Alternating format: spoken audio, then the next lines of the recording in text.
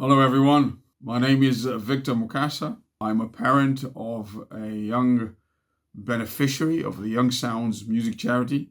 He is 17 years old. He is now in year 13. But in 2022, he had just gone into year 11. His saxophone teacher called me to one side and said that Kayiza needed a new music instrument. Now, my son had been playing saxophone, I'd say, for about 3 or 4 years before that, and he had recently passed his grade 5 saxophone exam with distinction. And the teacher said that he had now come to a point in his music career where he needed a better quality instrument to suit his advanced playing standard. The instrument he had at the time was a beginner quality, I'd say standard quality L-card saxophone, which was probably worth about £400 brand new.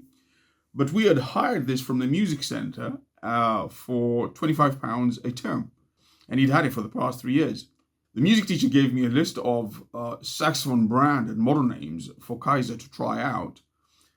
I quickly discovered that the saxophone prices ranged from £2,000 to £6,000. In fact, there's some saxophones that cost even over £10,000. I didn't know that. I couldn't believe it. I went back to the teacher the following week just to make sure that she had not made a mistake. And unfortunately for me, the teacher confirmed that in fact these saxophones are quite pricey, but that this was the quality of instrument that Kayiza needed at this stage of his music career. So it was true. He needed an expensive saxophone instrument. I was stunned. I didn't know what to do, but I couldn't afford it.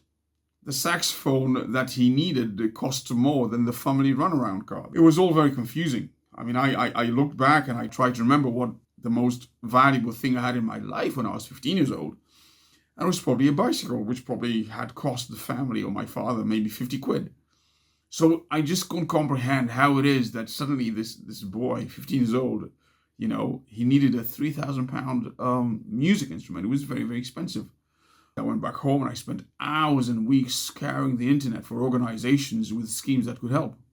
And many, unfortunately, had application deadlines that had already passed. So it was a very, very difficult and depressing experience. But I eventually came across a charity called Awards for Young Musicians, which is now called Young Sounds. And I went onto their website, had a deeper look. I studied their content, and I submitted an application. Kayiza eventually received an award and got his instrument. And the instrument he wanted was the Eastman 52, which sounded right. He loved it. And we bought that, and he's been using that ever since. So that was the instrument. It was beautiful for him to get that. But the thing that I didn't expect after he got the instrument was perhaps the thing that I really, in hindsight, is something that I value even more than the instrument, which is these experiences that are generated and created by these very imaginative people at Young Sounds, because they create these extraordinary opportunities for these young people. For example, my son has been to the BBC recording studios in Maida Vale. He's been there twice. The first time he went there was last year, and he had the opportunity to play with the BBC Symphony Orchestra, the real symphony orchestra, in Maida Vale at the recording studios. And he played his double bass, and he had this mentor showing him what to do and talking to him. He spent all day at Maida Vale. It was fantastic to be with the real BBC Symphony Orchestra. 2 weeks ago, November 10th, again, he went back to the BBC, and there was another opportunity. And this time, he spent all day in the BBC recording studios.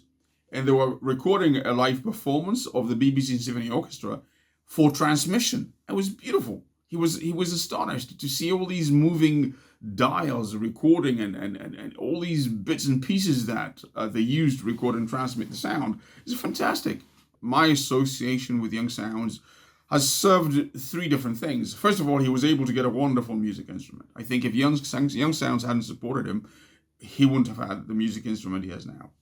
Secondly, it's clearly helped to crystallize and define in his mind what it means to have a career in the music industry, because it was quite vague before this. We'd never met anyone in the music industry. We'd never been to a recording studio before. We'd never performed with professional musicians before.